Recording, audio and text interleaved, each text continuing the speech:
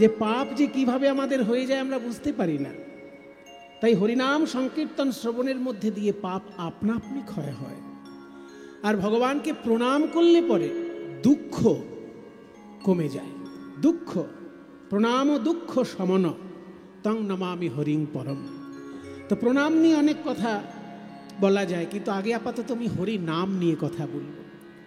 নাম নিয়ে ভগবান শ্রীকৃষ্ণ চৈতন্য মহাপ্রভু স্বয়ং বলছেন যে ভগবানের নাম যে আমরা মুখে উচ্চারণ করতে পারছি, জানো এটা কত বড় আমাদের ভাগ্য।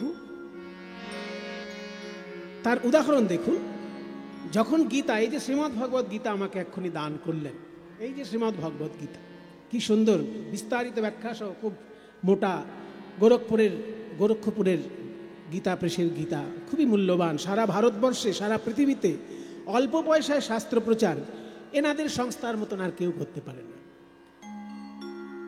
এনাদের সংস্থার মতন এত অল্প পয়সায় শাস্ত্র প্রচার, বাংলার বুকে অল্প পয়সায় শাস্ত্র প্রচার যদি কেউ করে থাকে সেটা হচ্ছে বসুমতী সাহিত্য মন্দির।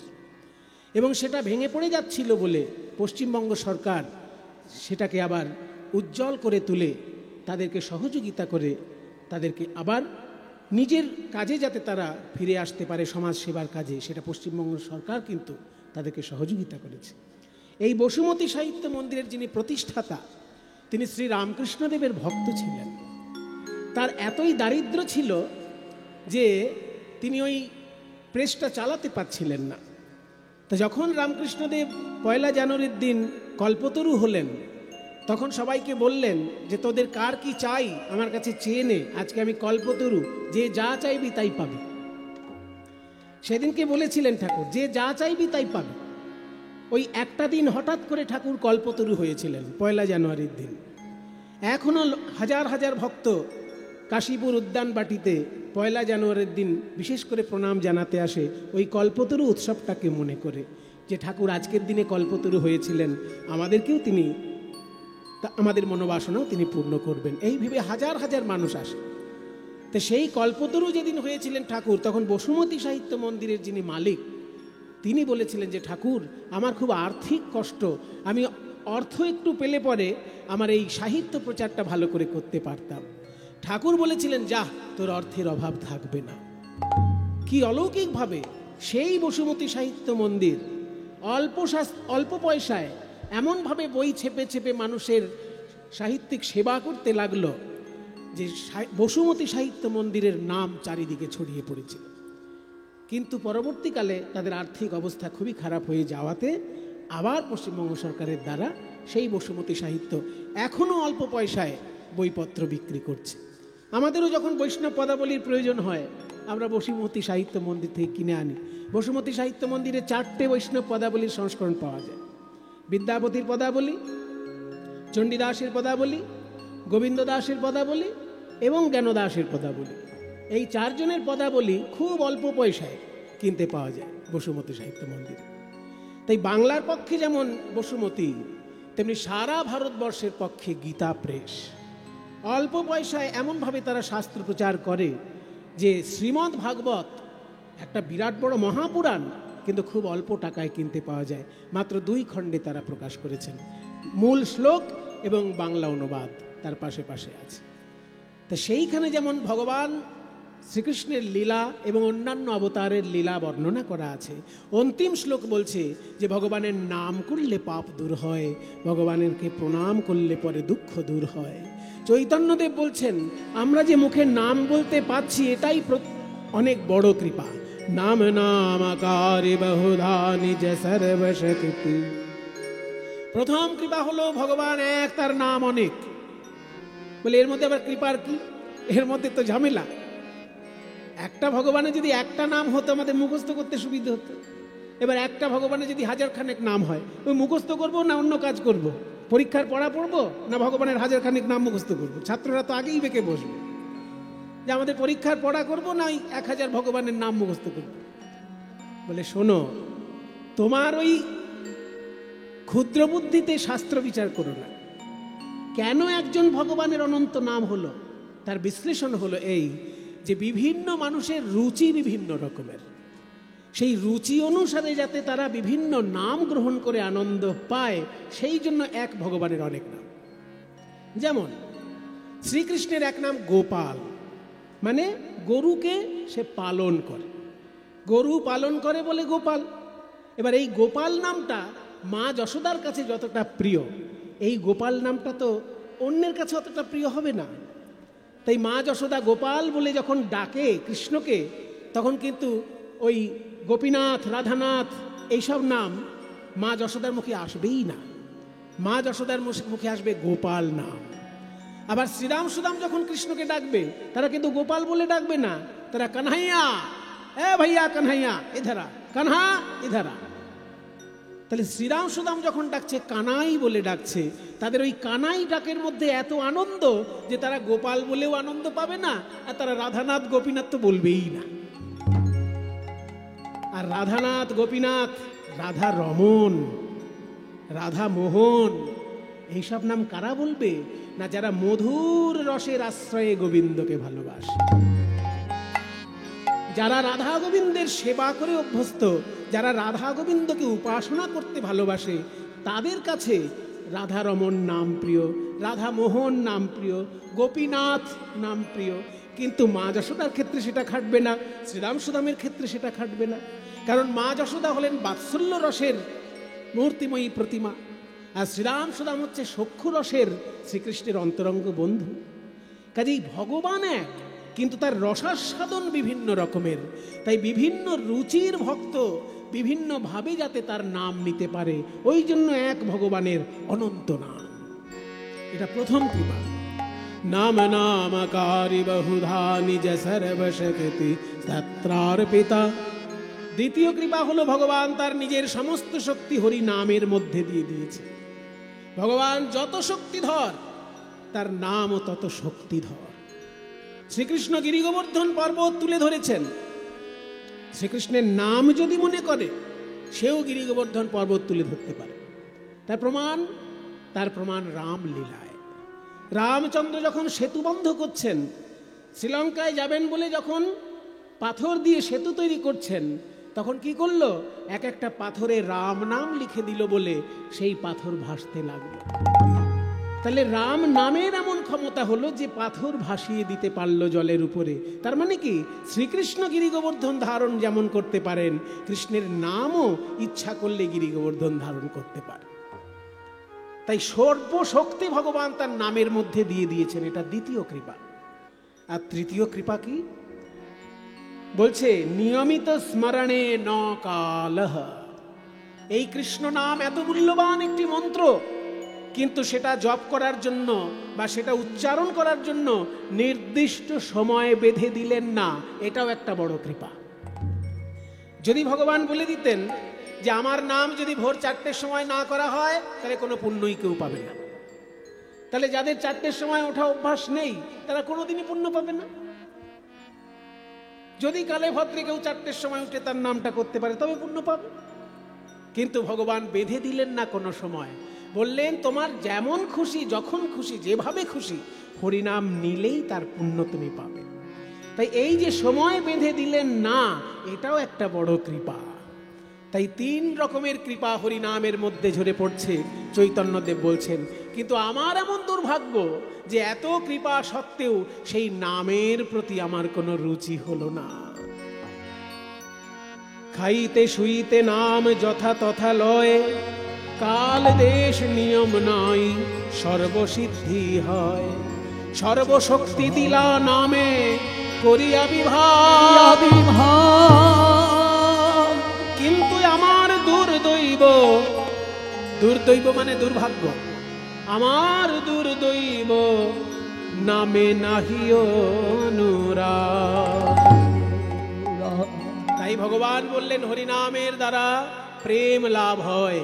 তৃণাদপি সুনিচেন তরুরীব সহিষ্ণুনা অমানিনা মানা দেনা কীর্তনীয় সদা। বলছে যে প্রকারে নাম লইলে প্রেমের উদয় হয়, তার লক্ষণ শ্লোক শুনো স্বরূপ রামরায়। কৃষ্ণ নাম করলে কৃষ্ণ প্রেম পাওয়া যায়, কিন্তু কোন উপায়ে করতে হবে কৃষ্ণ নাম? তৃণের থেকে নিচু হয়ে, গাছের মতো সহ্য ক্ষমতা অর্জন করে, এবং নিজের মান সম্মানের কথা চিন্তা না করে অপরকে সম্মান করে যদি কেউ হরিনাম গ্রহণ করে, সে দিব্য প্রেম পাবেই পাবে। এটা চৈতন্যদেবের বাণী। কিন্তু এই বাণী যিনি অক্ষরে অক্ষরে জীবনে প্রমাণ করেছিলেন, আজকে আমরা তার জীবন কথা শুনব। আজকে এমন একজনের জীবন কথা আমরা শুনব যিনি জীবন দিয়ে প্রমাণ করেছিলেন যে হরি নামে, হরি নামে, হরি নামে। গৌরাঙ্গের গুণের কথা বলে শেষ করা যায় না, গোরা গুণ কহনে না যা। আমি আপনি তো সাধারণ মানুষ, কিন্তু দেবতাদের মধ্যে একজন শ্রেষ্ঠ দেবতা হলেন ব্রহ্মা। ব্রহ্মা সৃষ্টিকর্তা। ব্রহ্মা 4 মুখে 4 বেদ পাঠ করেন, কিন্তু সেই ব্রহ্মাও গৌরাঙ্গের গুণের কথা বলে শেষ করতে পারছেন না। এই ব্রহ্মা কলিযুগে কিভাবে এলেন না, ব্রহ্মা যখন মনে মনে ভাবলেন যে আমার মতন সৃষ্টিকর্তা আর কেউ নেই, কারণ আমি প্রাণ দান করি, কেউ তো প্রাণ দান করে সৃষ্টি করতে পারছে না, কাজে আমি যেহেতু প্রাণ দান করতে পারি, আমি তাই সৃষ্টিকর্তা, শ্রেষ্ঠ দেবতা। শুনেছি কৃষ্ণ বলে একটা ছেলে আছে, সে নাকি খুব বড় ভগবান, সে কি আমার থেকেও বড় দেবতা? আমি তাকে পরীক্ষা করতে চাই। এই চিন্তা করে ব্রহ্মা বৃন্দাবনে একবার এলেন কৃষ্ণের লীলা পরীক্ষা করার জন্য। যে লোকে বলে কৃষ্ণ ভগবান, কৃষ্ণ ভগবান, কিন্তু আমার কাছে তো কৃষ্ণ একটা ছেলে মানুষ, বাচ্চা ছেলে কৃষ্ণ, ও ভগবান হবে কি করে? আরে বাবা, ভগবান হলে কি তার এই বদভ্যাসগুলো থাকে? বাড়িতে বাড়িতে মাখন চুরি করে খাওয়া, এটা কোনো ভগবানের লক্ষণ? তো বাড়িতে বাড়িতে মাখন চুরি করে খাওয়া যার অভ্যাস, ওই রাখালদের সঙ্গে গরু বাছুর নিয়ে খেলা করা যার অভ্যাস, হ্যাঁ, সে ভগবান? আমি পরীক্ষা করে দেখতে চাই কত বড় ভগবান ওই কৃষ্ণ। এই ভেবে একদিন ব্রহ্মা বৃন্দাবনে নেমে এলো কৃষ্ণের লীলা দর্শন করতে। এবার শ্রীকৃষ্ণ যখন লীলা করেন তখন তিনি ভুলে যান তিনি ভগবান। তাই সখাদের সঙ্গে কিভাবে লীলা করছে একটা অপূর্ব পদ আছে, কি করে বন্ধুদের সঙ্গে খেলা করছে শ্রীকৃষ্ণ, খুব সুন্দর একটি পদ। এই পদটি আমি গাইছি, গানের শেষে বলবো কেন গাইলাম এই পদটা। কি সুন্দর খেলা করছেন শ্রীকৃষ্ণ। পদের কথাটা হচ্ছে, খেলাতা রাম সুন্দর শ্যাম মধুর মুরতি মোহন ঠাম, কাঁচনি পাঁচনি বেত্র বেন মুরলি খুরলি গানারি। খেলাতা রাম, এখানে রাম মানে বলরাম, সুন্দর শ্যাম, মধুর মুরতি মোহন ঠাম, কাঁচনি, কাঁচনি মানে বেশভূষা, বেশভূষা তার কি কি আছে না, পাচনি, পাচনি মানে গরু তাড়ানো লাঠি, বেত্র একটা বেত আছে, আর বেনু একটা ছোট বাঁশি আছে। ছোট বাঁশিকে বেনু বলে। ছোট বাঁশি যেগুলো, সেগুলোর আওয়াজ তীক্ষ্ণ হয়, যারা বাঁশি বাজায় তারা জানে, দেখবেন ছোট ছোট বাঁশি যেগুলো 1 ফুটের মধ্যে সরু বাঁশি ছোট্ট, তার আওয়াজটা খুব তীক্ষ্ণ হয়। আর যেগুলো মোটা বাঁশি বড়, সেগুলোর আওয়াজ গম্ভীর। সখাদের সঙ্গে প্রাণ গোবিন্দ খেলা করছেন। সখা কারা? শ্রীকৃষ্ণের বন্ধু কারা? এ খোকা, তোদের বন্ধুদের নাম মনে আছে তো? বন্ধুদের নাম মনে আছে? জিজ্ঞেস কর, না ভুলে গেছে? সবার নাম মনে আছে বলছি। বন্ধুদের নাম মনে তো থাকবেই, সারা জীবনের একটা সম্পর্ক। তা শ্রীকৃষ্ণের বন্ধু কারা, তাদের নামগুলো আমাদের স্মরণ করতে হবে। কারণ আমরা যখন ধ্যান করব, কৃষ্ণকে চিনি, তার পাশে বন্ধু দাঁড়িয়ে আছে তাকে চিনি না, সেটা হাস্যকর ব্যাপার হবে না? ওই জন্য কৃষ্ণকে যখন ধ্যান করবেন তার বন্ধুদেরকেও তো জানা দরকার। বন্ধুদের নামগুলো বলছি, শ্রীদাম, সুদাম, দাম, বসুদাম, সুবল, মহাবল, সুবাহু, মহাবাহু, স্তককৃষ্ণ, অর্জুন, লবঙ্গ, মধুমঙ্গল। কটা নাম বললাম? এই রে বাবা, তুমি তো শুনতে বলেছো, শুনেছি। কেউ কেউ গুনেছেন বোধহয়, যারা গুনেছেন তারা বলুন কটা। এই রে, ওদিকে আবার 8টা বলছে, ঠিক গোনেনি। 12 জন বন্ধু, এইদিকে ঠিক গুনেছে, 12 জন বন্ধুর নাম। এই 12 জন ছাড়া আরো কৃষ্ণের বন্ধু আছে। কৃষ্ণ তো একটা মিষ্টি ছেলে না, ওর সঙ্গে যার একবার সম্পর্ক হয়ে যায় তারই বন্ধুত্ব তৈরি হয়ে যায়। তা শ্রীকৃষ্ণের অন্যান্য বন্ধুদের নাম কি? হলায়ুধ, বরুথপ, গন্ধর্ব, কিঙ্কিনী, অংশুমান, ভদ্রসেন, বসন্ত, বিলাসী, উজ্জ্বল, কোকিল, কলবিঙ্ক, পুণ্ডরিক। কটা হলো? এইবার সবাই গুনেছে 12টা বন্ধু। তাহলে 12 জন বন্ধু, তাদেরকে বলে দ্বাদশ গোপাল। আর বাকি যে 12 জন বন্ধু, তাদেরকে বলে দ্বাদশ উপগোপাল। দেখবেন সব বন্ধু প্রিয় হয় না। খেলার সময় সবাই একসঙ্গে খেলে, কিন্তু যখন মজার গল্প করা হয় সবাইকে যেন একসঙ্গে নিতে ইচ্ছে করে না। তাই কৃষ্ণের সঙ্গে সবসময় যারা থাকে তারা 12 দ্বাদশ গোপাল। আর যারা সবসময় থাকে না কিন্তু অনেক সময়, বেশিরভাগ সময় থাকে, তারা দ্বাদশ উপগোপাল। এই 24 জনকে নিয়ে শ্রীকৃষ্ণ খেলা করছে। কিন্তু 24 জনের নাম যদি গানের মধ্যে বলা হয়, গানের তো আর মাধুর্য থাকে না। ওই জন্য গানের মধ্যে 2টো নাম বলা হয়েছে। প্রিয় শ্রীদাম সুদাম মেলি, প্রিয় শ্রীদাম, প্রিয় শ্রীদাম, প্রিয় শ্রীদাম সুদাম মেলি, প্রিয় শ্রীদাম, প্রিয় শ্রীদাম, প্রিয় শ্রীদাম সুদাম, ও প্রিয় শ্রীদাম, প্রিয় শ্রীদাম, প্রিয় শ্রীদাম সুদাম মেলি, তপন তনয়া তীরে কেলি, প্রিয় শ্রীরাম সুদাম মেলি, তপন তনয়া তীরে কেলি। তপন তনয়া তীরে মানে কি? তপন মানে সূর্য, তনয়া মানে মেয়ে। সূর্যের ছেলের নাম যমরাজ, সূর্যের ছেলের নাম যম, আর সূর্যের মেয়ের নাম যমুনা। তাই যমুনার তীরে না বলে বলছে তপন তনয়া তীরে। কেন বাবা এত ঘুরিয়ে ফিরিয়ে বলার দরকার?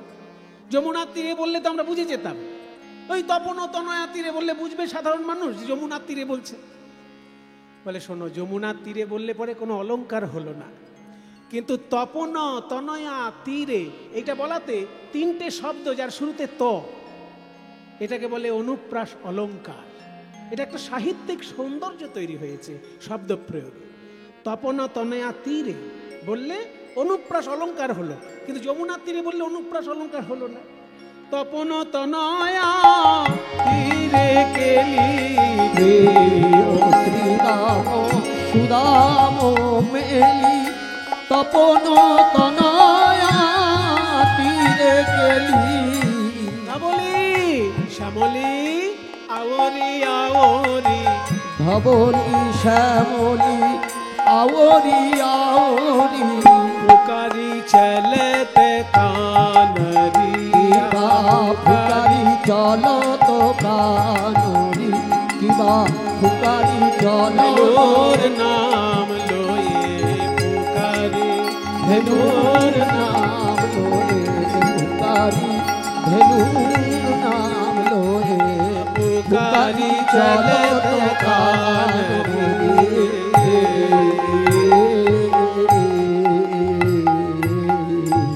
শ্রীরাম সুদাম সকলের নাম ধরে, গরু বাছুরদের নামও মুখস্থ, সবার নাম ধরে ধরে ডাকছে, কাছে আয় কাছে আয়। এই যে গোবিন্দ খেলা করছেন, দেখতে কেমন? কেমন দেখতে? বয়সে কিশোর নবীন ভাতি, বয়সে কিশোর নবীন ভাতি, বয়সে কিশোর নবীন ভাতি, জৈসে ইন্দু জলদ কাতি, বয়সে কিশোর নবীন ভাতি, জৈসে ইন্দু জলদ কাতি। কৃষ্ণের বদন, চাঁদ বদন দেখে মনে হচ্ছে যেন চাঁদ, আর অঙ্গ দেখে মনে হচ্ছে যেন কালো মেঘ। জৈসে, জৈসে মানে ঠিক যেন, ইন্দু জলদ কাঁতি। ইন্দু মানে চাঁদ, জলদ মানে মেঘ, কাঁতি মানে কান্তি। যেন মেঘের পরে চাঁদ উঠেছে, মেঘের পরে চাঁদ উঠেছে। ওই বদন দেখলে এই মনে হয় মেঘের পরে চাঁদ উঠেছে। ওই বদন দেখলে এই মনে হয় মেঘের পরে চাঁদ উঠেছে। বদন দেখলে এই মনে হয় মেঘের পরে চাঁদ উঠেছে। চারু চন্দ্রিকা গুঞ্জাহার, চারু চন্দ্রিকা গুঞ্জাহার, চারু চন্দ্রিকা গুঞ্জাহার।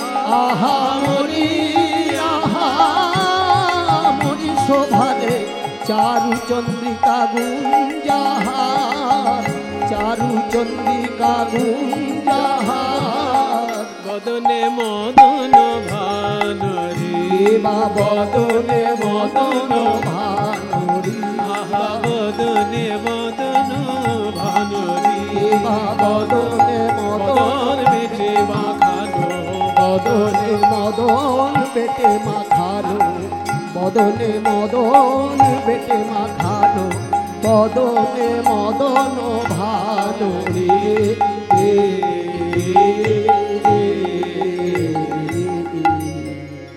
মিষ্টি দেখতে ভগবান, কিন্তু যিনি দেখতে এসেছেন তিনি তো শুষ্ক, তিনি তো রসিক নন, তিনি এসেছেন ভগবানকে পরীক্ষা করতে। কালো একটা ছেলে কোথাকার, একে দেখতে কালো, তারপর আবার স্বভাবে চোর, লোকের বাড়িতে মাখন চুরি করে বেড়ায়, একে আবার ভগবান বলে সম্মান করছে সবাই।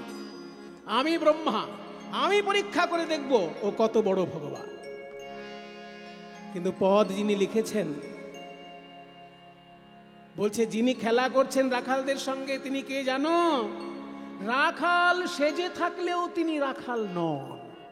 যেমন ভারতবর্ষের যিনি রাষ্ট্রপতি, তার যদি কখনো ইচ্ছা হয় আমি একটু অভিনয় করব, এবার যিনি নাটকের ডিরেক্টর তিনি বলছেন দেখুন আপনি যে অভিনয় করবেন আমি যে পার্ট দেবো, যে অভিনয় করতে বলবো সেই চরিত্রেই কিন্তু অভিনয় করতে হবে, আপনি বলতে পারবেন না যে আমি হিরো হব বা হিরোইন হব। বলছি হ্যাঁ রে বাবা, আমার একটা অভিনয়ের চরিত্র একটা পেলেই হলো, আমি একটু নাটক করতে চাই। তখন যদি তিনি চাকর সেজে নাটক করেন তা তিনি কি চাকর হয়ে গেলেন? অভিনয় যতক্ষণ করছেন ততক্ষণ তিনি চাকর। ভারতের রাষ্ট্রপতি যিনি, তার যদি চাকর সেজে অভিনয় করার ইচ্ছা হয় তাতে যেমন সে চাকর হয়ে যায় না, সে তার অভিনয় রস আস্বাদন করার জন্য চাকর হয়েছে মাত্র, কিন্তু তিনি সারা ভারতবর্ষের মাথার মণি। ঠিক তেমনি যিনি গোয়ালা সেজে রাখালদের সঙ্গে খেলা করছেন উনি রাখাল সেজেছেন মাত্র, উনি কে জানো? আগম নিগম বেদসার, আগম নিগম বেদসার, আগম নিগম, আগম নিগম, আগম নিগম বেদ, আগম নিগম, আগম নিগম, আগম নিগম বেদসার। আগম নিগম বেদ। সনাতন শাস্ত্র তিন ভাগে প্রধানত বিভক্ত, আগম নিগম বেদ। আগম কাকে বলে না? আগতং শিব বক্তৃভ্য গতং চ গিরিজা শ্রুতৌ। যে শাস্ত্র শিবের মুখ থেকে বেরিয়েছে, মা দুর্গার কানে প্রবেশ করেছে, সেটা হলো আগম শাস্ত্র। সাধারণ লোক যাকে তন্ত্র শাস্ত্র বলে জানে, সেটা আগম শাস্ত্র। শিবের মুখ থেকে এসেছে, মা দুর্গার কানে প্রবেশ করেছে। আর যে শাস্ত্র ব্রহ্মার মুখ থেকে বেরিয়ে নারদের কানে প্রবেশ করেছে, যেমন 18 পুরাণ, স্মৃতি শাস্ত্র, এগুলো ব্রহ্মার মুখ থেকে বেরিয়ে নারদের কানে প্রবেশ করেছে, তাকে বলে নিগম শাস্ত্র। আর বেদ হলো মুনি ঋষি যখন ঈশ্বরকে চিন্তা করতে করতে স্বয়ং ঈশ্বর মন্ত্ররূপে যখন মুনি ঋষির হৃদয়ে আবির্ভূত হয়েছেন, তাকে বলে বেদ। কাজে শিবের শাস্ত্র আগম, ব্রহ্মার শাস্ত্র নিগম, আর ঋষিগণের যে শাস্ত্র সাক্ষাৎ ঈশ্বর মন্ত্ররূপে অবতীর্ণ, তাকে বলে বেদ। এই তিন রকমের শাস্ত্রের যিনি সার তত্ত্ব, তিনিই আজকে রাখাল বেশে লীলা করছেন। আগম নিগম বেদ ওই আগম নিগম আগম নিগম আগম নিগম বেদ লীলায় করত গোঠ বিহার নিগম বেদ লীলাই করত গোঠ বিহার। এইবার আপনাদেরকে বলবো গানটি কেন শুনতে বলেছিলাম। বলেছিলাম না গানের শেষে বলবো, এই সেই পদটি এবার শেষ হবে। এত সুন্দর পদ, পদের ভাষা শুনে মনে হচ্ছে গোবিন্দ দাসের লেখা বোধহয়, কিংবা চণ্ডীদাস বিদ্যাপতির লেখা হবে। কিন্তু এত সুন্দর পদ যিনি লিখেছেন বাংলার বুকে, তিনি একজন মুসলমান কবি। আশ্চর্য আমাদের বাংলার সাধনা, আশ্চর্য আমার ভারতবর্ষের সাধনা, যেখানে হিন্দু, মুসলমান, শিখ, খ্রিস্টান সবাই মিলেমিশে সাহিত্য সাধনা করেছে। কিছু কিছু সন্ত্রাসবাদী ধান্দাবাজি লোক, কিছু কিছু ধান্দাবাজ বদমাইশ সন্ত্রাসবাদী, তারা মানুষের মধ্যে ভেদাভেদ সৃষ্টি করে। কিন্তু আমার ভারতবর্ষের মুনি ঋষিগণ সারা পৃথিবীতে শুনিয়েছেন শান্তির বাণী। আমার ভারতবর্ষের মুনি ঋষিগণ পৃথিবীকে বলেছেন, শৃণ্বন্তু বিশ্বে অমৃতস্য পুত্রাঃ, হে পৃথিবীর মানুষ তোমরা শোনো, তোমরা সবাই অমৃতের সন্তান, তোমরা সবাই অমৃতের সন্তান। আরো ভারতবর্ষের মুনি ঋষিগণ বলেছেন, অয়ং নিজ পরবেতি গণনা লঘু চেতসাম উদার চরিতানান্তু বসুধৈব কুটুম্বকম। সব মুনি ঋষির বাণী বলছে, এটা আমার ওটা অন্যের, এই চিন্তা নিয়ে যারা থাকে তাদের চিন্তা ভাবনা খুব সংকীর্ণ। অয়ং নিজ পর বা ইতি পরবেতি, মানে এটা আমার ওটা অন্যের, এই আমার তোমার ভেদাভেদ যার থাকে তার বুদ্ধিটা সংকীর্ণ। উদার চরিত্র যারা, উদার চরিতানান্ত বসুধৈব কুটুম্বকম, সারা পৃথিবীটাই তার কাছে আত্মীয় স্বরূপ। এই হলো আমার ভারতবর্ষের মুনি ঋষির বাণী। তাই দেখুন মুসলমান হয়ে কি সুন্দর পদাবলী রচনা করেছে। আজকে তো কোটি কোটি মুসলমান আছে ভারতবর্ষে, এত সুন্দর পদাবলী আর কি কেউ লিখছে? কারণ বিদেশি সন্ত্রাসবাদীদের কাছ থেকে তারা সন্ত্রাসের শিক্ষা পাচ্ছে, তারা নজরুল ইসলামের কাছে সাহিত্যের শিক্ষা নিচ্ছে না। এটাই হচ্ছে এখন আমাদের দুর্ভাগ্য, যে বিদেশির কাছ থেকে সন্ত্রাসবাদের শিক্ষা নিচ্ছে ভারতের মুসলমান, কিন্তু ভারতবর্ষের মুসলমান, বাঙালি মুসলমান নজরুল ইসলামের কাছে শিক্ষা নিচ্ছে না, কবির সাহেবের কাছে শিক্ষা নিচ্ছে না। কবিরের শিক্ষা, নজরুল ইসলামের শিক্ষা যদি মুসলমান সমাজ গ্রহণ করে, সেদিনকে শান্তির পরিবেশ সারা পৃথিবী আমাদেরকে দেখে শিখবে। এই তো তার জলজান্ত উদাহরণ। এত সুন্দর কৃষ্ণলীলার পদ, শ্রীকৃষ্ণ খেলা করছেন সখাদের সঙ্গে, অথচ লেখক মুসলমান। লেখকের নাম নাসির মাহমুদ। নাসির মাহমুদ করতয়াস, নাসির মাহমুদ করতয়াস, আমায় চরণ ছাড়া করো না প্রভু। নাসির মাহমুদ আমায় চরণ ছাড়া করো না প্রভু। আমি ওই চরণে শরণ নিলাম, আমায় চরণ ছাড়া করো না প্রভু। নাসির মাহমুদ করতয়াস। মায়েরা, কীর্তন গানের একটা রীতি আছে, যখন পদকর্তার নাম মুখে বলা হবে তখন গায়ক শ্রোতা সবাই তাকে প্রণাম করবে। এই গানের লেখক মুসলমান, কিন্তু তবু আমরা তাকে প্রণাম করব, কারণ তিনি কৃষ্ণের লীলার পদাবলী রচনা করেছেন। তিনি শ্রীরাম সুদামের সঙ্গে কৃষ্ণের খেলার বর্ণনা করেছেন। তাই নাসির মাহমুদের নাম শুনলেও কিন্তু আমরা সবাই প্রণাম করব। নাসির মাহমুদ করতয়াস, নাসির মাহমুদ করতয়াস, চরণে শরণ দান কিবা চরণে শরণ দান, আহা চরণে আমি শরণ নিলাম, চরণে আমি শরণ নিলাম, চরণে আমি শরণ দিলাম। চরণে শরণ দান রে।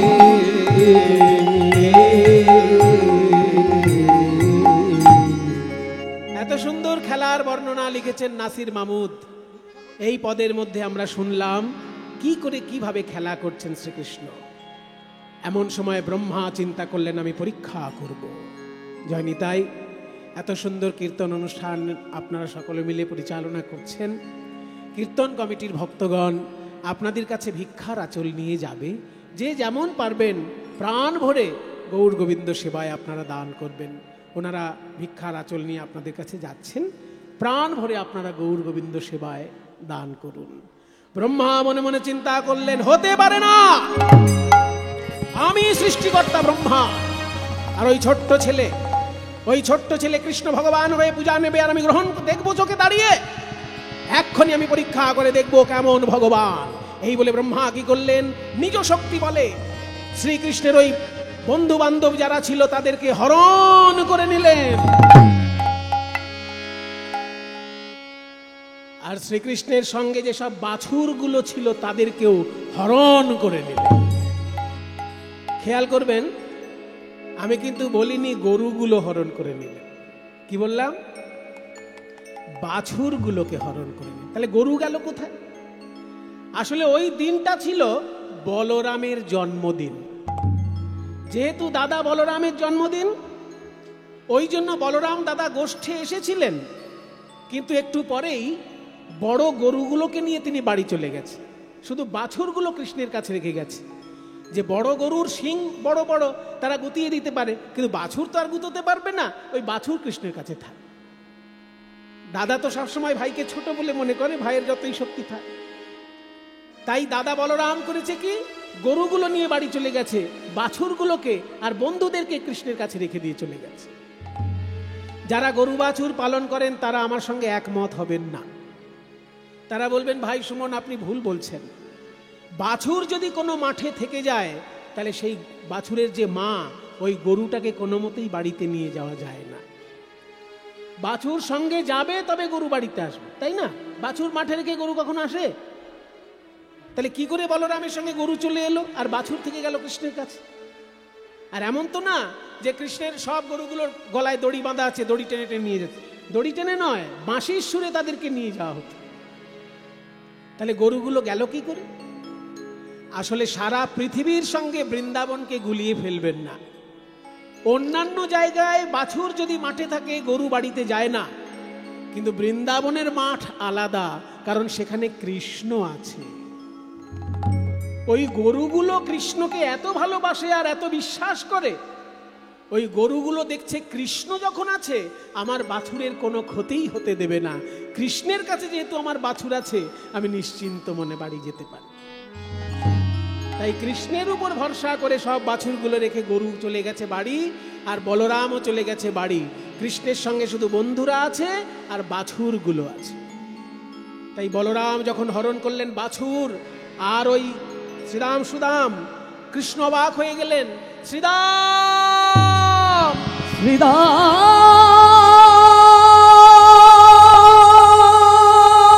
রে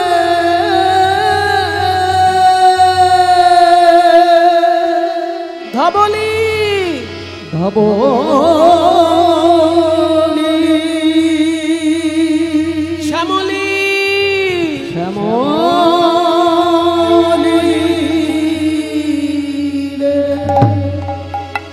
ভগবান যখন লীলা করেন তিনি ভুলে যান ভগবান। আজকেও রাখাল ভাবছেন নিজেকে, কিন্তু কিছুক্ষণের মধ্যে লীলা শক্তি তাকে মনে করিয়ে দিল, আমি তো সামান্য কোনো বালক নই। আমি কে? ওই যে দেখুন আসরে লেখা রয়েছে, কি লেখা আছে? ঈশ্বর পরম কৃষ্ণ সচ্চিদানন্দ বিগ্রহ অনাদিরাদি গোবিন্দ সর্বকারণ কারণম। এইটা থাকবে আপনাদের সামনে, বেশ কিছুক্ষণ থাকবে, আজকেও থাকবে, কালকেও থাকবে। কাজে এই শ্লোকটা মুখস্থ করে নিন। এটা আপনাদের সকলের কাছে আমার অনুরোধ যে এই শ্লোকটি আপনারা মুখস্থ করে নেবেন। কেন জানেন? কারণ আছে। এই শ্লোকটি যে শাস্ত্রে লেখা আছে, সেই শাস্ত্রটি স্বয়ং ব্রহ্মার শাস্ত্র, এবং শাস্ত্রটির নাম হচ্ছে ব্রহ্ম সংহিতা। এই ব্রহ্ম সংহিতা আমাদের বাংলায় পাওয়া যেত না। বাংলায় অনেক সংহিতা আছে, কিন্তু ব্রহ্ম সংহিতা নেই। তাই ব্রহ্ম সংহিতা দক্ষিণ ভারতে যখন পাঠ হচ্ছিল, চৈতন্য মহাপ্রভু দক্ষিণ ভারত ভ্রমণ করতে করতে এই ব্রহ্ম সংহিতা শ্রবণ করেন, এবং এই ব্রহ্ম সংহিতা শ্রবণ করে তার এত ভালো লেগে যায়, কৃষ্ণ তত্ত্বে পরিপূর্ণ ব্রহ্ম সংহিতা। তাই তিনি যে ভক্ত সঙ্গে ছিল তাকে বলল, আমাদের বাংলায় এই গ্রন্থ নেই, তুমি এই গ্রন্থ পুরোটা লিখে নাও, লিখে নিয়ে আমার সঙ্গে বাংলায় নিয়ে যাবে। তাই দক্ষিণ ভারতে যখন মহাপ্রভু গিয়েছিলেন, এই ব্রহ্ম সংহিতা আর বিল্বমঙ্গলের শ্রীকৃষ্ণ কর্ণামৃতম এই দুটি গ্রন্থ লিখিয়ে নিয়ে চলে এসেছিলেন। কারণ তখনকার দিনে তো বই হিসেবে পাওয়া যেত না, পুঁথি হিসেবে পাওয়া যেত। একটা পুঁথি থেকে আর একটা পুঁথি পুরোটা লিখে নিতে হতো হাতে। আমাদের বিজ্ঞানের যুগে বাস করছি, আমরা প্রিন্টেড বই পড়ছি, তারপরে পিডিএফ পড়ছি, কিন্তু চৈতন্য মহাপ্রভুর যুগে বই দেখে বই লিখে নিতে হতো হাতে। তাই দক্ষিণ ভারতে যখন মহাপ্রভু গেছিলেন এই বইটা লিখিয়ে এনেছিলেন। তবে বইটির অনেকগুলি অধ্যায়, সেগুলো পাওয়া যায় না, শুধু পঞ্চম অধ্যায়টি পাওয়া যায়। আর সেই পঞ্চম অধ্যায়ের প্রথম শ্লোক এইটা, ব্রহ্ম সংহিতার পঞ্চম অধ্যায়ের এইটি প্রথম শ্লোক। ঈশ্বর পরম কৃষ্ণ, পরম ঈশ্বর যদি কেউ হন তিনি হচ্ছেন কৃষ্ণ। তিনি কেমন না সচ্চিদানন্দ বিগ্রহ। সৎ, চিৎ এবং আনন্দ তিনটে মিলে তার স্বরূপ। সৎ মানে সত্তা, এখানে সৎ মানে ওই সৎ লোক সেটা বলা হচ্ছে না। এখানে সৎ মানে যা অস্তিত্বশীল তাকে বলে সৎ। দর্শনের ভাষায় সৎ বস্তু আর অসৎ বস্তু। সৎ বস্তু কোনটা? যা চিরকাল থাকবে। যেমন আমার এই দেহটা চিরকাল থাকবে না, কিন্তু দেহের ভিতর যে আত্মা আছে সে চিরকাল থাকবে। তাই দেহটা হলো অসৎ বস্তু, কিন্তু দেহের ভিতর যে আত্মা সে হচ্ছে সৎ বস্তু। যা চিরস্থায়ী সেটা হলো সৎ, আর যা ক্ষণস্থায়ী তাকে বলে অসৎ। তাহলে সচ্চিদানন্দের সৎ মানে চিরস্থায়ী, চিৎ মানে চৈতন্যময়। জড় পদার্থ আর চৈতন্য পদার্থ দুটোর মধ্যে পার্থক্য আছে। জড় পদার্থের কোনো অনুভব শক্তি নেই, কিন্তু চৈতন্য পদার্থের অনুভব শক্তি থাকে। জড় পদার্থের কোনো বুদ্ধি থাকে না, কিন্তু চৈতন্য পদার্থের বুদ্ধি থাকে। তাই চৈতন্য পদার্থের আর জড় পদার্থের মধ্যে বিরাট পার্থক্য। উনি হলেন চৈতন্য তত্ত্ব, উনি হলেন চিরস্থায়ী তত্ত্ব, এবং উনি হলেন আনন্দ তত্ত্ব। আস্তে, সৎ, চিৎ এবং আনন্দ। সৎ মানে সত্তা, চিৎ মানে চৈতন্য, এবং আনন্দ মানে কি? আনন্দ মানে নির্মল সুখ, ভেজাল সুখ নয়। আমরা যে সুখ পাই সেটা নির্মল নয়, কারণ আমাদের কোনো কোনো সুখ দুঃখ বয়ে নিয়ে আসে। কিছু মনে করবেন না বাবা, কোনো কোনো কথা কারো গায়ে লেগে যেতে পারে, বাড়িতে গিয়ে গালাগালি দেবেন, এখানে কিছু বলবেন না। দেখবেন কিছু কিছু লোক মদ খেয়ে খুব আনন্দ পায়, কিন্তু সে যদি বেশি করে মদ খেতে থাকে সে কি সুখে থাকতে পারবে ভবিষ্যতে? তার শরীরটা এমন ঝাঁঝরা হয়ে যাবে, ডাক্তারের কাছে যাবে তখন ভবিষ্যতে বলবে আপনার উপর আর কোনো ওষুধ কাজ করবে না, ওই যেটা খাচ্ছেন ওইটি খেয়ে মরুন, বলবে কি না? তাহলে যে জিনিস খেয়ে আমি তাৎক্ষণিক সুখ পেলাম, চিরস্থায়ী সুখ পেলাম না, সেটা আমার কাছে সুখ নয়, সেটা আমার কাছে অসুখ। তাই যে আনন্দ চিরস্থায়ী আনন্দ নয়, সেটা নির্ভেজাল আনন্দ নয়, সেটা ভেজাল আনন্দ। আর ভগবানের চরণে যে আনন্দ থাকে সেটা হচ্ছে নির্মল সুখ। কারণ ভগবানের যে সুখ কেউ পায় সে সুখ কখনো দুঃখ বয়ে আনে না। বেশি মিষ্টি খেলে সুগার হয়ে যেতে পারে, কিন্তু বেশি কীর্তন শুনলে কারো সুগার হয়? কীর্তন তো মিষ্টি, কীর্তন তো খুবই মিষ্টি গান, কই আমার খেয়ে তো সুগার হচ্ছে না, অথচ এমনি মিষ্টি খেয়ে সুগার হয়ে যাচ্ছে।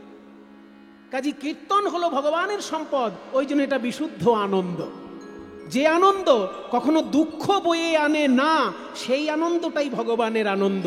ওই যে সচ্চিৎ আনন্দ, ওই আনন্দ। তাই ঈশ্বর পরম কৃষ্ণ সচ্চিদানন্দ বিগ্রহ। উনি কি দিয়ে তৈরি? উনি সত্তা, চৈতন্য এবং নির্মল আনন্দ, ভেজাল আনন্দ নয়, নির্মল আনন্দের উনি বিগ্রহ।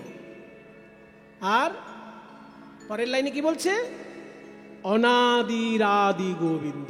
অনাদি আদি মানে মূল, তাহলে অনাদি মানে যার মূল নাই। উনি সব কিছুর মূল, কিন্তু ওনার মূল নেই। সেই জন্য বলছে উনি অনাদি, কিন্তু উনি সমস্ত কিছুর আদি। তাই আগে বলছে অনাদি, তারপর বলছে আদি। উনি নিজে সমস্ত কিছুর আদি, কিন্তু ওনার আদি অন্য কিছু নয়। তাই অনাদি এবং আদি। অনাদি বিসর্গ আছে, পরে আদি, এই বিসর্গের সঙ্গে আটা যুক্ত হয়ে মাঝখানে র হয়ে গেছে। অনাদি যুক্ত আদি, সেটা নিয়ে অনাদির আদি হয়ে গেছে। গোবিন্দের গয়কারের উপরে একটা রেফ হওয়া দরকার ছিল, কিন্তু বাই মিস্টেক, হয় অজ্ঞানত কিংবা যন্ত্রপাতির গণ্ডগোলের জন্য রেপটা হয়তো সেখানে পড়ে, হয় অজ্ঞানের জন্য হতে পারে, কিংবা যন্ত্রপাতি ঠিক ছিল ওটা। গয়কারের উপর একটা রেপ হবে, কেন না ওই অনাদি এবং আদির যে বিসর্গ, সেই বিসর্গটা গয়ের উপরে রেপ হয়ে চলে যাবে। যেমন অনাদির বিসর্গটা আদির সঙ্গে র হয়ে গেছে, তেমনি আদির সঙ্গে যে বিসর্গটা আছে ওটা গয়ের উপরে রেপ হয়ে যাবে। তাই উচ্চারণ করতে হবে অনাদির আদির গোবিন্দ, অনাদির আদির গোবিন্দ সর্বকারণ কারণম, সমস্ত কারণের তিনি কারণ। যখনই কোনো কিছুর কারণ খুঁজতে যাবে, কারণের গোড়া খুঁজতে খুঁজতে খুঁজতে খুঁজতে ঠিক তার চরণে গিয়ে পৌঁছে যাবে। সমস্ত কার্য আমরা দেখতে পাই, কার্য মানে ফলাফল, কারণ আর ফলাফল। তা আমরা সমস্ত কিছুর ফলাফল দেখতে পাই, কারণ দেখতে পাই না। ওই কারণ খুঁজতে খুঁজতে যখনই যাবে, ওনার চরণে গিয়ে পৌঁছে যাবে। তাই সর্বকারণের তিনি কারণ, তাই সর্বকারণ কারণ। এত সুন্দর একটি শ্লোক শ্রীকৃষ্ণের তত্ত্ব সম্পর্কে, যে স্বয়ং চৈতন্য মহাপ্রভু এই গ্রন্থ দক্ষিণ ভারত থেকে লিখিয়ে এনে বাঙালিদের জন্য তিনি এনেছিলেন। কত আমাদেরকে তিনি উপকার করেছেন, নাহলে আমরা জানতেই পারতাম না এত সুন্দর একটা শ্লোক দক্ষিণ ভারতের পণ্ডিতগণ পাঠ করতেন। মহাপ্রভুর জন্য আমরা এই শ্লোক পেয়েছি। তাই যারা যারা এখানে দেখছেন আসলে শ্লোকটি লেখা আছে, মুখস্থ করেন, কারণ কৃষ্ণ তত্ত্বের সার সংক্ষেপ শ্লোক এটি। ঈশ্বর পরম কৃষ্ণ সচ্চিদানন্দ বিগ্রহ অনাদিরাদি গোবিন্দ সর্বকারণ কারণম। ব্রহ্মা বলছে যে আমি হলাম সৃষ্টিকর্তা, আর লোকেরা একে বলে এই কথা, ঈশ্বর পরম কৃষ্ণ, এক্ষুনি মজা দেখাচ্ছি, এই বলে সব বাছুরকে হরণ করলো আর সব রাখালদেরকে হরণ করলো। কৃষ্ণ চিন্তা করলেন আমার রাখাল কোথায় গেল, বাছুর কোথায় গেল। হঠাৎ যোগ মায়া মনে করিয়ে দিলেন আপনি রাখাল নন, আপনি হলেন ঈশ্বর পরম কৃষ্ণ সচ্চিদানন্দ বিগ্রহ অনাদিরাদি গোবিন্দ সর্বকারণ কারণ। সঙ্গে সঙ্গে শ্রীকৃষ্ণ ভাবলেন, ও তাহলে ব্রহ্মার এত বড় সাহস, আমার লীলায় সন্দেহ। ঠিক আছে ব্রহ্মা, এখনই আমি তোমায় কোনো শিক্ষা দেব না, কিন্তু আমি তোমাকে দেখিয়ে দেব আমি কি করতে পারি। এই বলে শ্রীকৃষ্ণ কি করলেন, নিজ অঙ্গ থেকে সৃষ্টি করলেন শ্রীদাম সুদাম, নিজ অঙ্গ থেকে সৃষ্টি করলেন বাছুরের দল। নিজেই হয়ে গেলেন শ্রীদাম সুদাম দাম্ব সুদাম, আর নিজেই হয়ে গেলেন বাছুর। নিজেই রাখাল, নিজেই বাছুর, নেচে নেচে বাড়িতে চলেছে। মজার ব্যাপার। ওদিকে কি কাণ্ড ঘটলো জানেন, শ্রীদাম সুদামের মায়েরা কৃষ্ণকে এত ভালোবাসে যে নিজের ছেলেকে আগে কোলে না নিয়ে কৃষ্ণকে আগে কোলে নেয়। কেন না, কৃষ্ণকে খুব ভালোবাসে তো, আর কৃষ্ণকে তো সারা রাত্রি যশোদা আদর করতে পারবে, আমরা তো আর সারা রাত্রি কৃষ্ণকে আদর করতে পারবো না, ওই জন্য আগে আমরা একটু আদর করে নিই, তারপর যশোদা নেই। তাই বাড়িতে যখন কৃষ্ণ আগে আসে, শ্রীদাম সুদামের মায়েরা নিজের ছেলেকে পরে কোলে নেয়, আগে কৃষ্ণকে কোলে নেয়। আর গরুগুলো পর্যন্ত কৃষ্ণকে এত ভালোবাসে যে নিজের বাছুরের জন্য দুধ দোয়ানোর আগে কৃষ্ণের জন্য আগে দুধ দুইতে দেয়। বাছুর যদি দুধ খেতে আসে খেতে দেয় না, আগে কৃষ্ণের জন্য দুধ দোয়ানো হবে, তারপর বাছুরকে দুধ খেতে দেবে।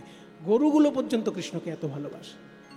কিন্তু সেই দিনকে ঘটলো এমন ঘটনা যে সেদিনকে শ্রীদাম সুদামের মায়েরা যার যার ছেলেকেই আগে কোলে নিচ্ছে, কৃষ্ণকে কোলে নিচ্ছে না। সেদিনকে বাছুরগুলো সরাসরি এসে দুধের গরুর বাঁটে মুখ দিচ্ছে, গরুগুলো কিচ্ছু বলছে না। এই দৃশ্য বলরাম দেখে অবাক হলেন, কারণ বলরাম তো কোনোদিন এই দৃশ্য দেখেননি। তাই বলরাম যখনই ধ্যানে বসলেন, দেখলেন কি শ্রীদাম সুদামের মায়েদের কোলে শ্রীদাম সুদাম নয়, সবাই কৃষ্ণ বসে আছে। যে বাছুরগুলো গরুগুলোর বাঁটে মুখ দিয়ে দুধ খাচ্ছে, তারা কেউ বাছুর নয়, সবাই কৃষ্ণ। এই রূপ দর্শন করে বলরাম চিৎকার করে উঠলেন, কানাই দাদা। কি হলো তোমার? এ আমি কি দেখছি? কি দেখছো তুমি? শ্রীদাম মায়েদের কোলে শ্রীদাম নেই, রয়েছিস তুই। চুপ চুপ চুপ চুপ চুপ করো দাদা, যা দেখে ফেলেছো কাউকে বলো না। তোমার জন্মদিন বলে তুমি আজকে তাড়াতাড়ি চলে এলে না গরুগুলোকে নিয়ে, তারপর একটা বিরাট কাণ্ড ঘটেছে।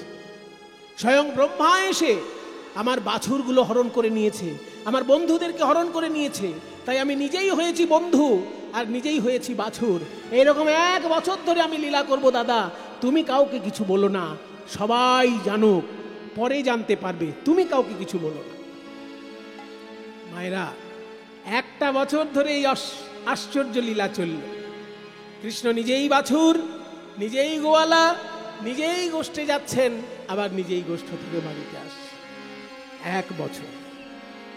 1 বছর পর যখন ব্রহ্মা ভাবলো একটু মজা দেখে আসি, ওই কেলে ছোড়া কৃষ্ণকে নিয়ে ব্রজবাসী কি করছে দেখি। বেশ ভগবান সেজেছিল, আমি যখন হরণ করে নিয়ে সবাইকে গিরি গুহায় রেখেছি, ওকে নিশ্চয়ই এতক্ষণে সবাই বৃন্দাবন থেকে বাইরেই বার করে দিয়েছে। কৃষ্ণের মজা দেখবে বলে ব্রহ্মা এলো। কি দেখলো? দেখে যেমন ব্রজ তেমন আছে, যেমন ব্রজ তেমন আছে, দেখে যেমন ব্রজ তেমন আছে।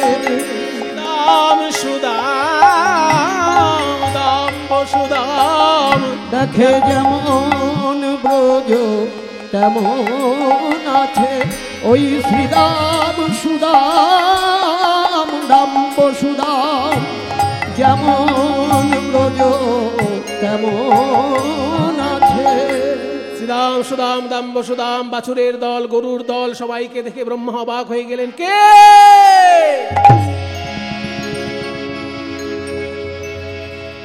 কে ওদেরকে প্রাণ দান করলো? আমি ব্রহ্মা, আমি সৃষ্টিকর্তা, আমি ছাড়া বিশ্ব ব্রহ্মাণ্ডে কেউ তো প্রাণ দান করতে পারে না। তবে এই বাছুরকে সৃষ্টি করলো কে? এই রাখালদেরকে সৃষ্টি করলো কে?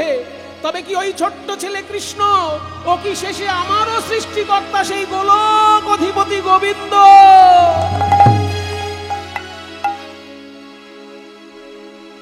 নিজের ভুল বুঝতে পেরে ব্রহ্মা ছুটে এসে গোবিন্দের 2টি রাঙা চরণে আছাড় খেয়ে পড়লেন। হে ভগবান,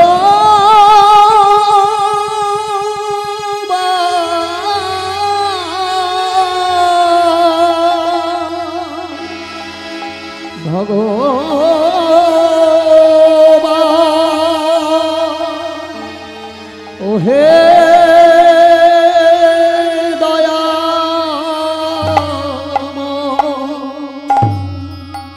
ভক্তগণ, এই মানব জাতির পিতা বলা হয় মনুকে। দনুর পুত্র যেমন দানব, তেমনি মনুর পুত্র মানব।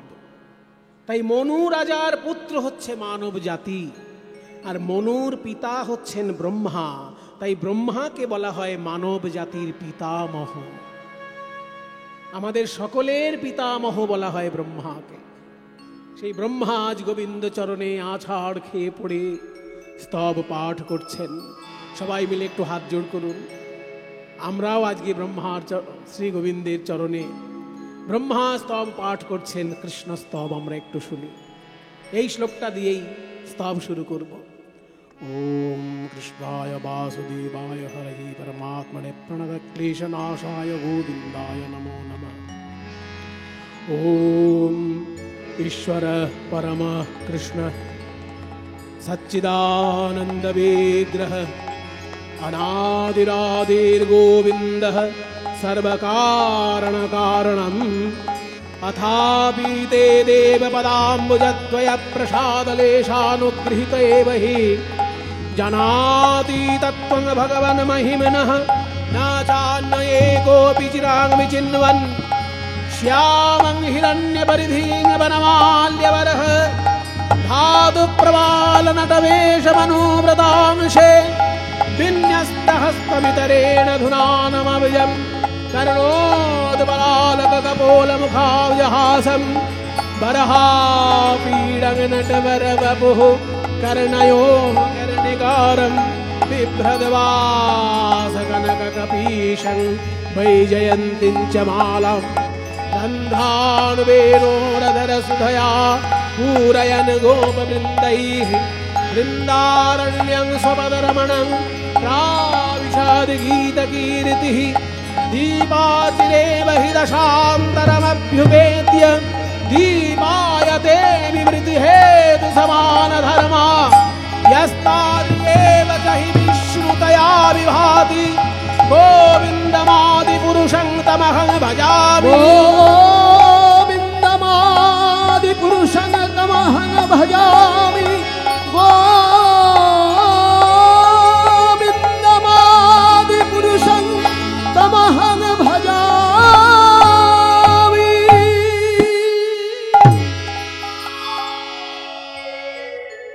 স্তব্ধ হও ব্রহ্মা।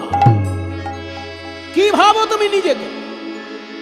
এই পৃথিবীর সৃষ্টিকর্তা বলে তুমি নিজেকে খুব বড় কিছু মনে করো? আমিই তো তোমাকে দায়িত্ব দিয়েছিলাম পৃথিবীর সৃষ্টি করার জন্য। শোনো ব্রহ্মা, তোমার মতো শত শত ব্রহ্মাকে আমি জন্মাতে দেখলাম, মরতে দেখলাম। বিদ্যাপতি বলেছেন না, কত চতুরানন মরি মরি যাওত না তু আদি অবসানা, তো হে জনমি পুনঃ তো হে সমাবত সাগর লহরি সমানা। সাগরের ঢেউ যেমন সাগর থেকে উৎপন্ন হয় আবার সাগরেই বিলীন হয়, তেমনি তোমার মতো অনন্ত ব্রহ্মা আমার ভেতর থেকে সৃষ্টি হয়, আমার ভিতরেই বিলীন হয়ে যায়। তোমার বয়স কত? কেউ বলতে পারেন এখন ব্রহ্মার বয়স কত? আশা করি কেউ পারবে না। আমার জানা আছে ব্রহ্মার বয়স কত এখন। যারা শাস্ত্র পড়বে তারা কিন্তু পারবে, আর শাস্ত্রের সঙ্গে যাদের সম্পর্ক একটু কম তারা কিন্তু পারবে না। শাস্ত্রীয় ভাষায় বলা হয় ব্রহ্মার আয়ু হচ্ছে পরার্ধকাল, মানে ব্রহ্মার পুরো আয়ুটাকে এক পর ধরা হয়, পর পর পর। আর ব্রহ্মার এখন বয়সটা চলছে অর্ধেক বয়স, তার মানে পর অর্ধ, পরার্ধকাল। ব্রহ্মার আয়ু কত? ব্রহ্মার আয়ু হচ্ছে 100 বছর। তবে ভাববেন না ওই পাড়ার রামু দাদু মতন 100 বছর, মানুষের 100 বছর নয়, ব্রহ্মার নিজের বছরের 100 বছর। ব্রহ্মার একটি দিন কেমন, বছর তো দূরের কথা। ব্রহ্মার বছর কিন্তু 365 দিনে নয়। ব্রহ্মার বছরে 12টি মাস, আর প্রত্যেকটি মাসে 30টা করে দিন। ব্রহ্মার 29 দিনেও মাস হয় না, আর ব্রহ্মার 31 দিনেও মাস হয় না। ব্রহ্মার মাসগুলো সমান হিসেবে, 30টা মাসে এই 30টা দিনে একটা মাস, আর 12টা মাসে একটা বছর ব্রহ্মার ক্ষেত্রে। কাজেই ব্রহ্মার কিন্তু 365 দিনে বছর নয়, ব্রহ্মার 360 দিনে বছর। আর ব্রহ্মার এক একটা দিন কেমন শুনলে মাথা ঘুরে যাবে। আমার আপনার যে বছর চলে, এই বছরটা 4,32,000 বছরে কলিযুগ হয়, আর তার দ্বিগুণ হচ্ছে দাপর যুগ, 3 গুণ হচ্ছে ত্রেতা, 4 গুণ হচ্ছে সত্য যুগ। তাহলে সত্য, ত্রেতা, দাপর, কলি 4টে যুগের মোট আয়ু কত? 4,32,000 বছরকে দিয়ে 10 গুণ করতে হবে। 10 গুণ করলেই 4 যুগের আয়ু বেরিয়ে আসে। 4,32,000 গুণ 10। এই 4টে যুগ যদি 71 বার ঘুরে ফিরে আসে, মানে সত্য, ত্রেতা, দাপর, কলি, সত্য, ত্রেতা, দাপর, কলি, সত্য, ত্রেতা, দাপর, কলি, এরকম যদি 71 বার ঘুরে ফিরে আসে, তবে হয় একটা মনুর রাজত্বকাল, আর তাকে বলা হয় মন্বন্তর। এই 14টা মনুর রাজত্বকাল ধরে ব্রহ্মার একটা দিন হয়। এবার কবিতায় বলছি, চৈতন্য চৈতামৃতে কবিতায় লেখা আছে। আমি যেটা গদ্যে বললাম এটা কবিতায় চৈতন্য চৈতামৃত বলছে, সত্য, ত্রেতা, দাপর, কলি 4 যুগ জানি, এই 4 যুগে এক দিব্য যুগ গণি, 71 দিব্য যুগে এক মন্বন্তর, 14 মন্বন্তর ব্রহ্মার দিবস ভিতর। আমি হিসেব করে দেখেছি মোট বছর কতগুলো হচ্ছে ব্রহ্মার একটা দিনের। 429,40,80,000 বছর। এই এতগুলো বছর হচ্ছে ব্রহ্মার একটা দিন। ওই রকম দিনের 360 দিনে ব্রহ্মার একটা বছর, ওই রকম বছরের 100 বছর ব্রহ্মার পরমায়ু। এখন ব্রহ্মার চলছে 50 বছর একদিন চলছে। 50 বছর যে কেন বললাম, পরার্ধকাল চলছে। এক পর মানে ব্রহ্মার 100 বছরের আয়ু, আর পরার্ধকাল এখন চলছে, তার মানে 100-র মধ্যে অর্ধেক অর্থাৎ 50 বছর প্লাস হয়ে একদিনে পড়েছে। সেই দিনের মধ্যে 14 বার মন্বন্তর হবে। সেই 14-র মধ্যে 7ম মন্বন্তরের নাম হচ্ছে বৈবস্বত মন্বন্তর। আমরা সেইটার মধ্যে বাস করছি। 14 বার মন্বন্তরের মধ্যে 7 নম্বর যেটা, তার মধ্যে আছি আমরা সবাই এখন। ওই 7ম মন্বন্তরে 28 নম্বর কলিযুগে আমরা আছি। 28 নম্বর কলিযুগে আমরা বাস করছি। এই হচ্ছে হিসেব। তাহলে আমাদের আগের যে যুগটা সেটা ছিল 28 নম্বর দাপর যুগ। 71 বার সত্য ত্রেতা দাপর কলি হবে, তবে তো এই দিনটা শেষ হবে। আর এই দিনটা 71 বার যদি হয় তবে একটা মন্বন্তর হবে। এই মন্বন্তর 14 বার হলে তবে ব্রহ্মার দিন হবে। তো শোনো ব্রহ্মা, তোমার সবে অর্ধেক বয়স পেরিয়েছে, আর তোমার মতন অনন্ত ব্রহ্মা আমি জন্মাতে দেখেছি, মরতে দেখেছি। তোমার এত বড় সাহস, তুমি আমার লীলায় এসে আঘাত করো।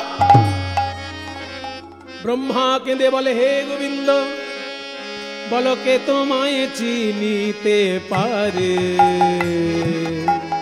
তুমি না চিনালে পরে। বলো কে তোমায় চিনিতে পারে, তুমি না চিনালে পরে।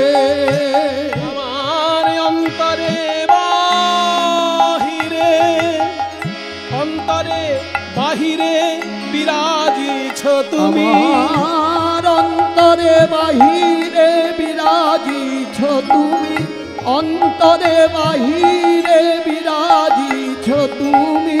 আমি দেখেও না দেখি তোমারে, কে তোমায় চিনিতে পারে। ভগবান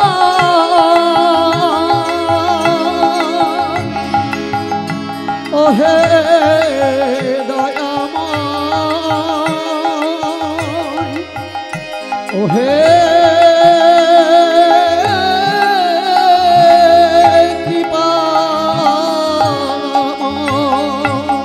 শোনো ব্রহ্মা, यद यदाचरति श्रेष्ठस्तत्तदेवेतरो जनाः सा यत् प्रमाणं कुरुते लोकस्तदनुवर्तते। বড় মানুষ যে আচরণ করে সাধারণ মানুষ তাকে অনুসরণ করে। তুমি হলে সৃষ্টিকর্তা, তুমি যদি অন্যায় করো সমস্ত জীব অন্যায় করবে। তাই তোমার অন্যায়ের শাস্তি তোমায় পেতেই হবে। আমি তোমায় শাস্তি দিতে চাই। ব্রহ্মাকে দে বলে, হে গোবিন্দ, আমি আপনাকে চিনতে পারি নাই, আপনার লীলায় আমি আঘাত করেছি, যে শাস্তি আমায় দেবেন দিন। কিন্তু একটাই প্রার্থনা আপনার চরণে, আপনি যেন আমাকে চরণ ছাড়া করবেন না। ব্রহ্মা, তুমি বড় বুদ্ধিমান। আমি ভেবেছিলাম তোমাকে দেবকুল থেকে নরকুলে পাঠাবো, কারণ মানুষ আমাকে চিনতে ভুল করে, তাই তোমাকে মানুষ কুলে আমি পাঠাবো ভেবেছিলাম। কিন্তু তুমি আবার বললে আমায় চরণ ছাড়া করো না, তার মানে তোমাকে মানুষ কুলে পাঠালে আমাকেও মানুষ হয়েই যেতে হবে। তাই হবে ব্রহ্মা, আগামী কলিযুগে আমি হব গৌরাঙ্গ মহাপ্রভু। আমার জন্মের 35 বছর আগে তুমি জন্ম নেবে, 35 বছর আগে তুমি জন্মগ্রহণ করবে। তোমার নাম হবে হরিদাস। মুসলমান পরিবারে জন্মগ্রহণ করবে, কিন্তু হরিনাম সংকীর্তন তোমার এত ভালো লাগবে যে মুসলমান পরিবারে জন্ম নিয়েও তুমি হরিনাম করবে। তাই মুসলমান সমাজ ব্যবস্থা তোমাকে 22 বাজারে বেত্রাঘাত করবে, তথাপি তুমি হরিনাম গ্রহণ করবে। তোমার হরিনামের মহিমায় লক্ষ লক্ষ মানুষ হরিনামে আকৃষ্ট হবে। তোমা হইতে হবে মোর হরিনাম প্রচার, হইতে হবে মোর হরিনাম প্রচার। তাই সেই ব্রহ্মা কলিযুগে জন্মগ্রহণ করলেন চৈতন্য পার্ষদ রূপে। গৌরাঙ্গ মহাপ্রভুর থেকে তিনি বয়সে 35 বছরের বড়, কিন্তু গৌরাঙ্গ মহাপ্রভুকে ভগবান জ্ঞানে ভালোবাসতেন। জন্ম কোথায়? বর্তমানে বাংলাদেশের মধ্যে পড়েছে যশোর জেলা। আগেকার দিনে গোটা বাংলাটা তো একই ছিল। আমাদের দুর্ভাগ্য যে বাংলা ভাগাভাগি হয়েছে। বিদেশিদের চক্রান্ত আর স্থানীয় লোকের দুষ্টুমি, স্থানীয় লোকের ভেদাভেদবাদ আর বিদেশির চক্রান্ত, এই দুটো কারণে আমাদের দেশ টুকরো হয়েছে। তা না হলে চিন্তা করুন, মহাপ্রভুর জন্মস্থান দেখতে আপনাদের বাধা নেই, নিত্যানন্দের জন্মস্থান দেখতে বাধা নেই, কিন্তু যেই অদ্বৈতের জন্মস্থান দেখতে চাইবেন অমনি আপনাকে ভিসা পাসপোর্ট করে যেতে হবে। এটা কত বড় দুর্ভাগ্যজনক একটা ব্যাপার। যে হরিদাস ঠাকুরের কথা আমরা শুনতে বসেছি, তার জন্মস্থান যদি দেখতে চান ভিসা পাসপোর্ট করতে হবে। এর থেকে বড় দুর্ভাগ্য ভারতবাসীর আর আছে? যে আমার মহাপুরুষের জন্মভূমি আমি দেখতে যেতে পারবো না, তার জন্য আমার ভিসা লাগবে, পাসপোর্ট লাগবে। এই যে দেশ ভাগাভাগি, এটা স্থানীয় দুষ্ট লোকের একটা কি বলবো বদমাইশি আর বিদেশিদের চক্রান্ত, দুটো মিলে দেশ টুকরো হয়েছে। তাই বাংলাদেশের যে যশোর জেলা, সেটা পরবর্তীকালে আবার যশোর আর খুলনা নামে দুটো ভাগ হয়েছিল। সেই খুলনার মধ্যে সাতক্ষীরা অঞ্চলে এই গ্রামটি, যেখানে হরিদাস ঠাকুর জন্মগ্রহণ করেছিলেন, বুড়ন গ্রামে হরিদাস ঠাকুর জন্মগ্রহণ করেছিলেন। তাই যশোর জেলার মাঝে বুড়ন গ্রামেতে, যশোর জেলার মাঝে বুড়ন গ্রামে, ওই ব্রহ্মায় 80 জন মিলেন মানব কুলেতে, ওই ব্রহ্মায় 80 জনম নিলেন নিজ কুলেতে। পিতার নাম খান আতাউল্লাহ, মায়ের নাম আমিনা বিবি। তবে মতভেদ আছে, কেউ কেউ আবার বলেন ব্রাহ্মণ পরিবারে তার জন্ম ছিল, পরে মুসলমান পরিবারে তিনি বড় হয়েছেন। যারা বলেন ব্রাহ্মণ পরিবারে জন্ম ছিল, তারা বলেন মায়ের নাম, পিতার নাম মনোহর চক্রবর্তী, মায়ের নাম উজ্জ্বলা দেবী। যা যে পরিবারেই তার জন্ম হোক যেথা সেথা, কর্ম হোক ভালো। আমাদের জন্য তিনি কি করেছেন আমরা সেটা দেখব। খান আতাউল্লাহ, গৌড়ীয় বৈষ্ণব অভিধানে যেটা লেখা আছে আমি সেটা বলছি। পিতার নাম খান আতাউল্লাহ, তার ঘরে জন্মগ্রহণ করলেন, কিন্তু মাত্র 1.5 বছর বয়সের মধ্যে পিতা মাতা দুজনকেই হারালো ওই ছোট্ট ছেলে হারেস। হঠাৎ করে মহামারী আক্রমণ করলো সারা দেশকে। মহামারীর আক্রমণে পিতা মাতা দুজনই পরলোকগত। মৃত পিতা মাতার কোলের কাছে 1.5 বছরের শিশু হারেস কাঁদছে। মামা বলিয়া শিশু কাঁদিতে লাগিল, ও মামা বলিয়া শিশু কাঁদিতে লাগিল। হাবিবুল্লাহ কাজী এসে কোলে তুলে নিল, হাবিবুল্লাহ কাজী এসে কোলে তুলে নিল। তখনকার দিনে এক একজন কাজী সাহেবের আনুগত্যে কয়েকটা করে গ্রাম শাসন হতো। এখন যেমন পঞ্চায়েত, এক একটা পঞ্চায়েতের আনুগত্যে কয়েকটা গ্রাম শাসন হয়, তখনকার দিনে এরকম এক একজন কাজী সাহেবের দায়িত্বে কয়েকটা গ্রাম থাকে। তা হাবিবুল্লাহ কাজী সাহেব দেখতে বেরিয়েছেন এত বড় মহামারীতে কজন বেঁচে আছে, কজন মরে গেছে। তার মধ্যে দেখে পিতা মাতা মৃত, মৃত পিতা মাতার কোলের কাছে একটা 1.5 বছরের শিশু কাঁদছে মা মা বলে। ওই ছোট্ট ছেলেটিকে হাবিবুল্লাহ কাজী সাহেব কোলে তুলে নিলেন। আকাশের দিকে তাকিয়ে বললেন, ইয়া আল্লাহ, ইয়া খোদা, এ তোমার কেমন মেহেরবানি। হাজার হাজার ইনসান ইন্তেকালের মুখে ঢলে পড়েছে, তুমি একটা ছোট্ট শিশুর জিন্দেগি বকশিশ দিয়েছো খোদা। এ নিশ্চয়ই একদিন তোমার খিদমত করবে। তোমার মেহেরবানিতে এই ছেলের জিন্দেগি তুমি বকশিশ দিয়েছো খোদা, এ নিশ্চয়ই একদিন তোমার খিদমত করবে, তোমার ইবাদত করবে। তাই ছোট্ট ছেলেটাকে নিয়ে বাড়িতে এসে বলছে, আমিনা, কত মাজার শরীফে গিয়ে তুমি দোয়া ভিক্ষা করেছো একটা সন্তান পাওয়ার জন্য, পাওনি তো? এই দেখো খোদার মেহেরবানি, আমি এই ছোট্ট ছেলেটাকে কুড়িয়ে পেয়েছি। এর বাবা মা মারা গেছে, একে তুমি কোলে তুলে নাও। ফাতেমা বিবির কোলে সমর্পণ করি, ফাতেমা বিবির কোলে সমর্পণ করিল। ফাতেমা বিবি ছোট্ট ছেলেটাকে কোলে পেয়ে খোদার মেহেরবানি মনে করে তাকে বড় করতে লাগলেন। নাম রাখা হলো হারিস। হারিস যখন একটু বড় হয়েছে, কিসে যেন সুরে তার মন টানে। পাড়ায় যখন কোথাও কীর্তন গান হয়, হরিনাম হয়, ওই হারিস গিয়ে সবার সামনে বসে থাকে। কীর্তন গানের আসরে যখন কীর্তন হচ্ছে, ছোট্ট ছেলে হারিস গিয়ে সবার সামনে বসে আছে। আর কীর্তনিয়া যিনি, তিনি বলছেন, ভাই, জাতি ভেদ নিয়ে যে আমরা বড়াই করি, এ আমরা নিজেরা করেছি ভাই। শোনো, শাস্ত্র বলছে 4টি জায়গা থেকে 4টি জাতির উৎপত্তি হয়েছে। ভগবানের মুখ থেকে ব্রাহ্মণের সৃষ্টি, ভগবানের বাহু থেকে ক্ষত্রিয়ের সৃষ্টি, ভগবানের উরু থেকে বৈশ্যের সৃষ্টি, আর চরণ থেকে শূদ্রের সৃষ্টি। কিন্তু গোটাটাই তো ভগবানের শরীর, তাই মানুষের মধ্যে কোনো ভেদাভেদ নেই। সবারই জন্ম ভগবানের শ্রী অঙ্গ থেকে, তাই নিজেদের মধ্যে ভেদাভেদ করো না ভাই। মুখবাহুরূপাদেভ্য পুরুষস্যাশ্রমস্যঃ চত্বারো যজ্ঞিরে বর্ণা বিপ্র শূদ্রাদয় পৃথক। শ্রীমদ্ ভাগবত বলছে যে মুখ থেকে ব্রাহ্মণ, হাত থেকে ক্ষত্রিয়, উরু থেকে বৈশ্য, চরণ থেকে শূদ্র, এই 4টি বর্ণ যে জন্মগ্রহণ করেছে, সবাই ভগবানের শ্রীঅঙ্গ থেকেই জন্ম নিয়েছে। তাই নিজেদের মধ্যে কেউ ভেদাভেদ করো না ভাই। ওরে মন কি করে বরণ কুলে, রে মন কি করে বরণ কুলে, রে মন কি করে বরণ কুলে, রে মন কি করে বরণ কুলে। আহা যে কুলে তোমার,